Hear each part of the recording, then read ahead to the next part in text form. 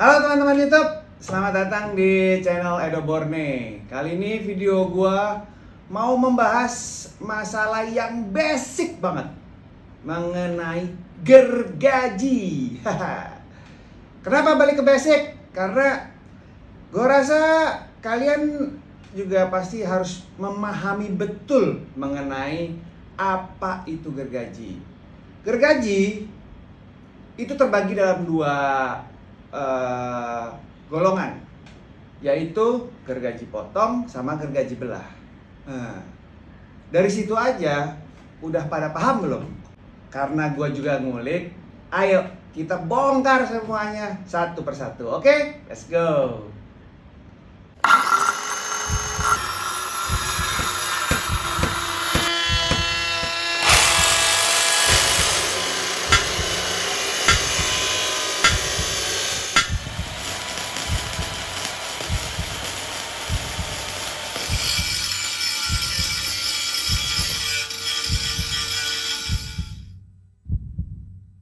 Salah satu perbedaan kunci antara gergaji potong dan gergaji belah itu terletak pada bentuk mata gergajinya.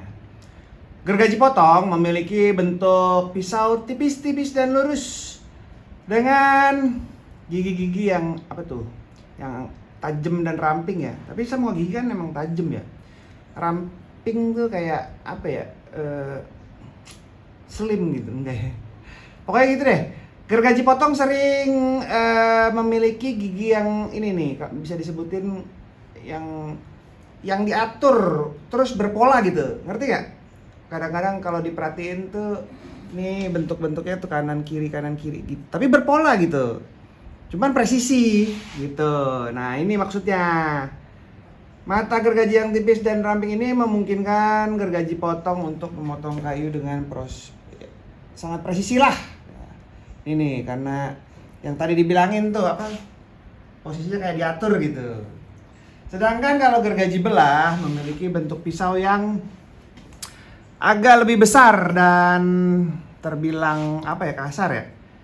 Karena mata gergaji belah biasanya giginya lebih sedikit gitu, lebih jarang-jarang lah istilahnya gitu. Nih kayak gitu loh. Terus mata ini mampu membelah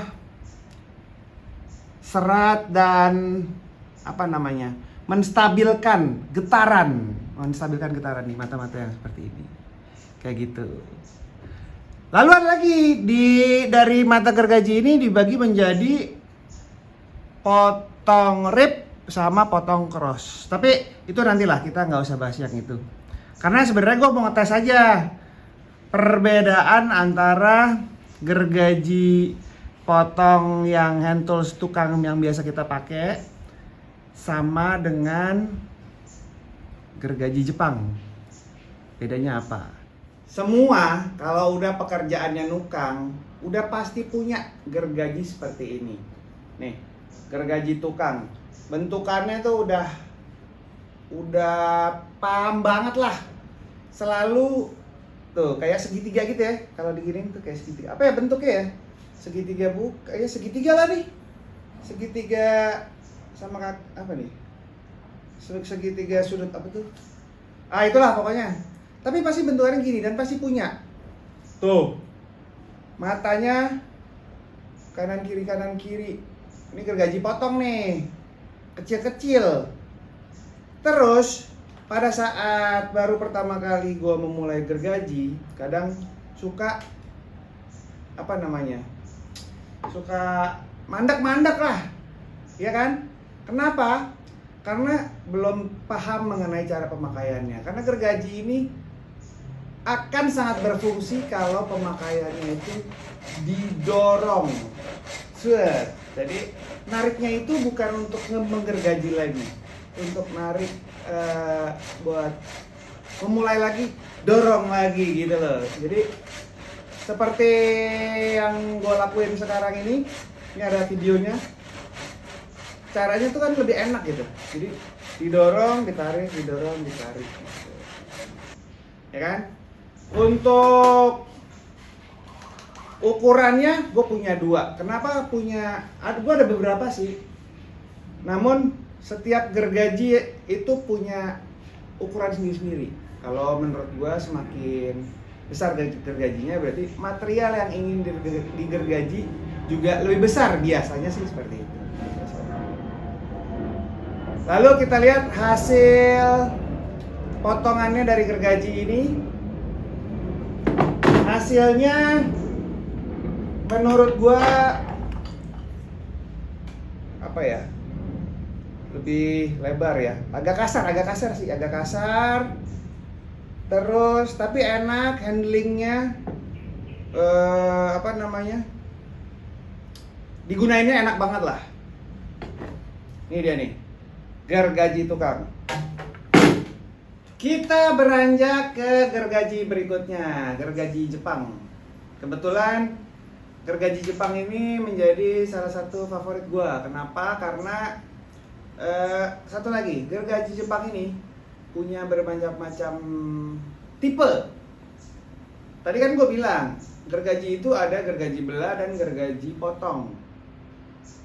Sedangkan gergaji Jepang memposisikan lagi gergaji potong itu menjadi potong rib cut atau potong cross cut. Di kita juga ada potong rib cut atau potong cross cut. Namun di gergaji tukang yang tadi udah kita bahas itu hanya untuk potong aja, gergaji potong pokoknya. Kalau gergaji Jepang, nih, gergaji Jepang ini, potong rib cut-nya di sebelah sini, karena giginya lebih besar-besar dan jarang-jarang. Potong cross cut-nya di sebelah sini, giginya lebih kecil-kecil dan lebih rapet-rapet. Kenapa harus dibedain antara potong rib cut dan potong cross cut? Potong rib cut sendiri itu adalah potong searah serat kayu ya teman-teman. Jadi satu jalur gitu. Jadi sekarang gue lagi melakukan potong rib cut nih, yang ada di video. Itu serat kayunya lurus ke bawah tuh, itu namanya rib cut. Kalau kita balik kayunya seperti ini, terus kita potong, itu namanya cross cut, membelah serat. Seratnya dibelah. Seratnya dibelah, itu cross cut. Selain itu, gergaji Jepang juga mempunyai tipe yang lain, yaitu untuk potong dovetail sambungan. Teman-teman pasti tahu dovetail sambungan. Itu ada sendiri. Mata gergajinya seperti ini, dia ada batangnya, ada tulang punggungnya di gergajinya biar nggak nyoblos ke dalam, nggak molos ke dalam gitu.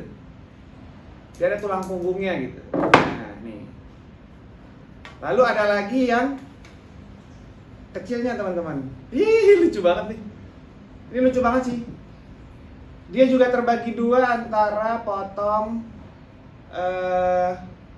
rib cut dan potong cross cut nih yang kecilnya. Namun kenapa harus ada yang kecilnya sih, pertanyaannya kan gitu. Jadi sebenarnya yang kecil ini lebih fleksibel lagi ya teman-teman. Sebenarnya gergaji Jepang itu udah fleksibel, ya kan? Tapi yang kecil ini lebih fleksibel lagi. Jadi biar bisa ditekuk-tekuk nih. Nih, tuh. Untuk sudut-sudut, motong sudut-sudut itu lebih mudah gitu loh motongnya, dan manuvernya juga lebih gampang kalau lebih kecil. Untuk hasil pemotongannya sendiri, gergaji tukang yang biasa itu 1 mili kurang lebihnya hasil potongannya. Sedangkan untuk gergaji Jepangnya yang ini, hasil potongnya 0,5 mili. Gila gak? Kalau yang ini 1 mili, yang ini setengahnya. Hampir tidak terlihat. Cakep sih hasil potongannya. Keren. Yang terakhir akan kita bahas mengenai gergaji mesin, teman-teman. Oke, karena tadi udah manualan semua, bekerja menggunakan tenaga. Sekarang kita bahas mengenai gergaji mesinnya. Ini biasa disebut reciprocating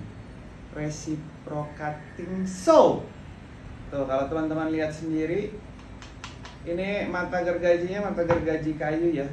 Oh iya, dia bisa dua ya teman-teman ya. Bisa buat gergaji kayu dan bisa buat gergaji besi. Karena matanya ada yang lebih kecil-kecil lagi, lebih rapat. Itu buat besi. Cara penggunaannya gampang di sini.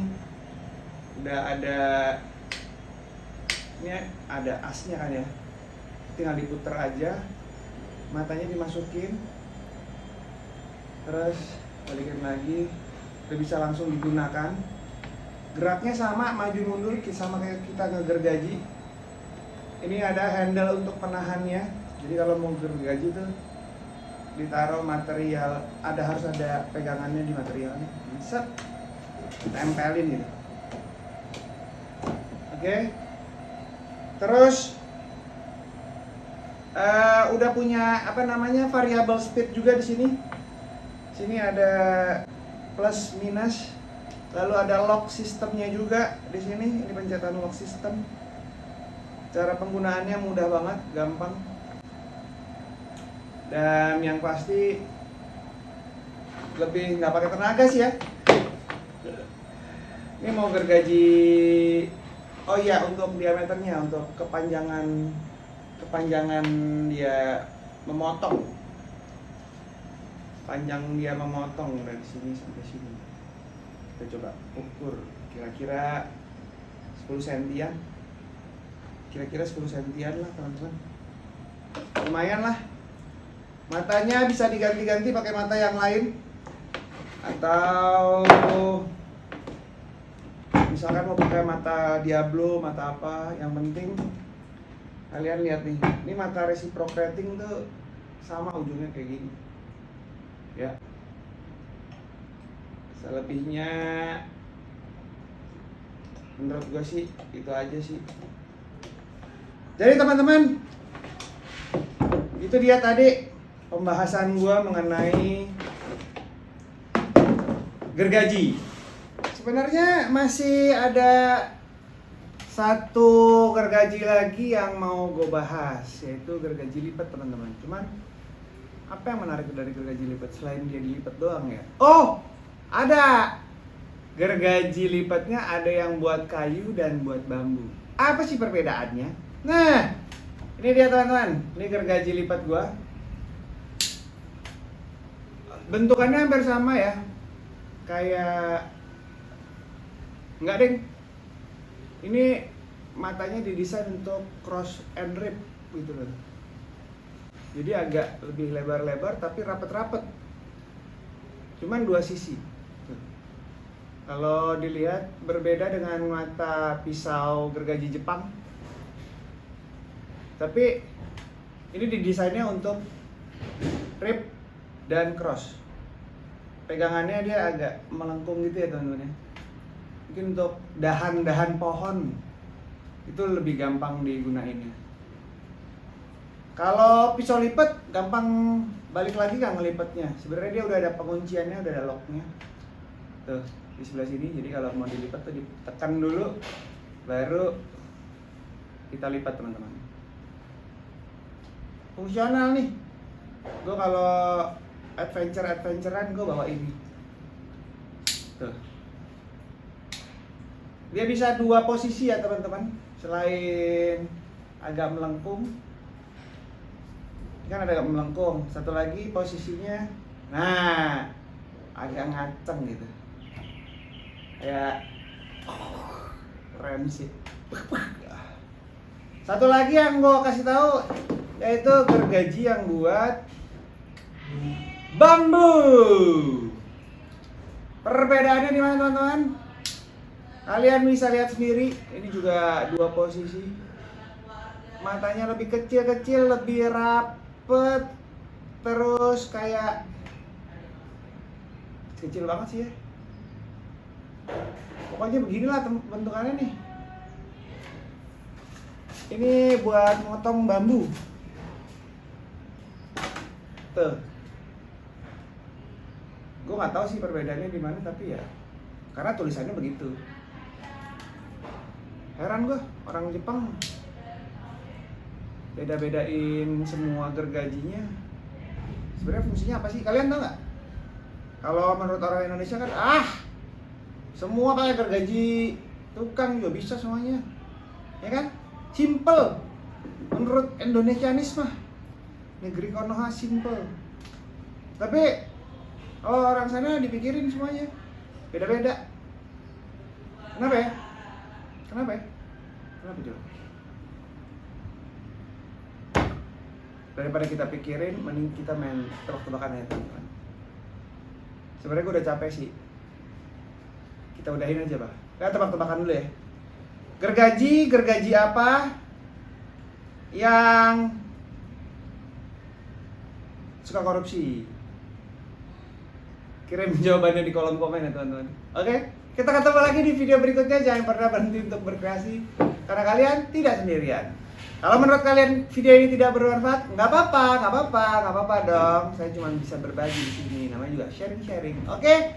Dadah!